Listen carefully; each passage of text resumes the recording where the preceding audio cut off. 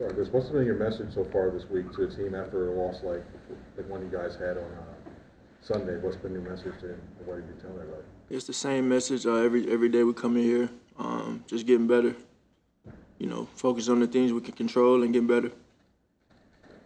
Jalen, what are you noticing about the way that defenses are defending you as a runner this year, and how is that impacting the zone read and RPO?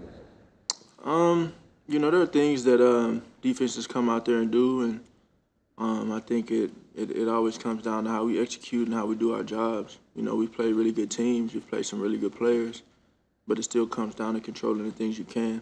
Do you feel that teams are trying to contain you more as a runner this year? I think it's honestly from game to game. I think it varies. I think in the end, you know, you have to play complementary football and, you know, be able to stress the defense out doing that, and that comes back to how we execute. In talking on Sunday, you said you wanted to watch the film. When you watched the film, what stood out to you? Not good execution. Jalen, the Cowboys have a good defense, but when you line up against them, you have to pay extra attention for where number 11 is lining up. He's a really good player. And you know, you see throughout the league that you have a lot of those types of players on these different teams, and just the different type of edge rushers these guys have. So with him being a big-time player, you know, there are a lot of other guys that are the big-time players on that team as well, and you have to account for all of them. Jalen, you guys haven't lost a lot of games the last couple of years, but when you have, you've bounced back every time.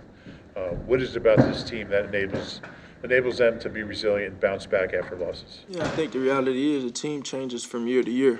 So we'll see how this team responds. We'll see.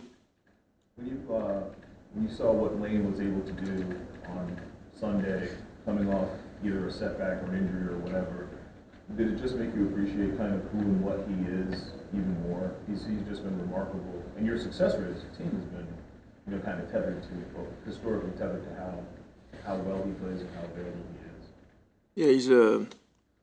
Yeah, he's a great talent. He's been there for a long time. He's always been a freak athlete, and real freak athlete. And so, you know, we need him to continue to do a good job for us. What does getting Dallas back in the lineup mean for you? I mean, it gives us another option, another threat, another weapon. Definitely welcome him back, you know, open arms, and just go out there and execute. How have you guys missed him, like, for the past, you know, 3 or 4 games? Like, what has it been like without him, I guess? My first thing that comes to mind is different. But I mean, we have to execute regardless of who's out there. It's not single-handedly dependent on one guy being gone, 2 guys being gone, or whatever it is. And everybody has an opportunity, everybody has a role, and we just have to execute better. Last Sunday was one of your longest times to throws of the season. I think it might have been your longest this year. How do you view that stat? Like, is it something to you that you want to operate efficiently out of the pocket and quickly, or, you know, do you view it more as a representation of you trying to extend plays and, you know, trying to do things out of structure? You definitely want to play on rhythm. You want to play within control of what you're doing and operating at a high level, you know, and I think that's just a matter of everyone being on the same page so we can do that. Do you view it being the longest this season as a negative then, as something that you want to, you know, try to correct? No, you know, it's generally result based, but it's just about executing in the end and finding ways to execute. And I think to do so, everyone has to be on the same page. Jalen, you guys, you know, obviously had a stretch of like 4 games now against like top teams in the NFL. And obviously you got another one coming up against Dallas. What's that like, you know, week after week, playing like teams with, you know, some of the best records in the league and everybody gunning for you and all that? Yeah, you know, I think that's one thing there. You know you're going to get everybody's best every time you play someone, especially when you're a good football team and you've been able to do the things you've done. And, you know, we've had some we've we've definitely been challenged and stretched out in a ton of different ways, but it's about remaining resilient through it, and always respond in the right way, whether it's a win or a loss.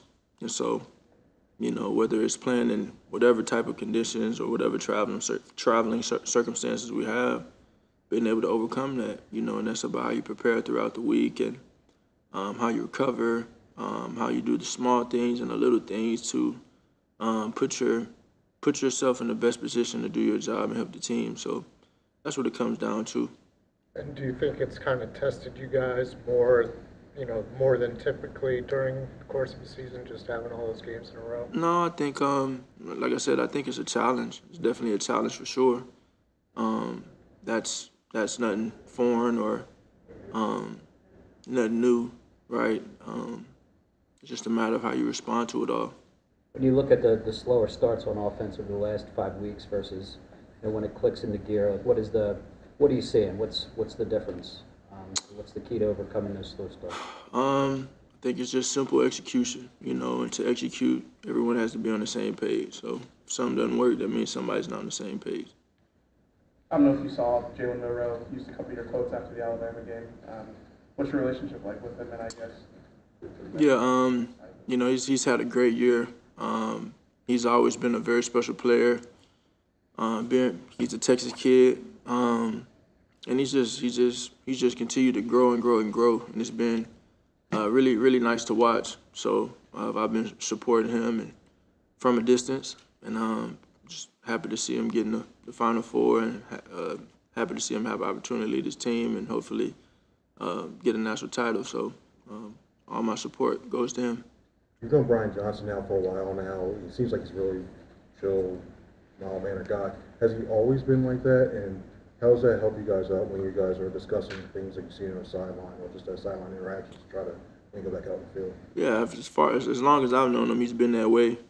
That's his manner, that's his demeanor, and that's how he operates. And that's what it is. That's who he is. You mentioned being on the same page in reference to Brian. Like, how was the process with that as play caller and quarterback? Where are you guys with that?